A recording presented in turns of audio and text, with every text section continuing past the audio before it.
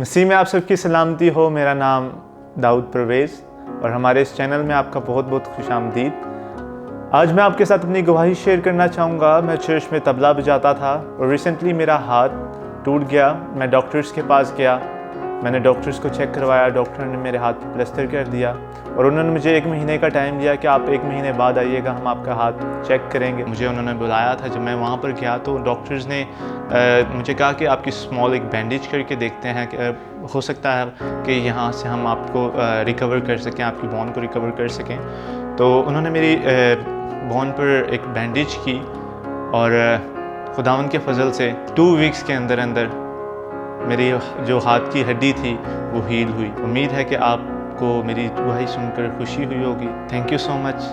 God bless you.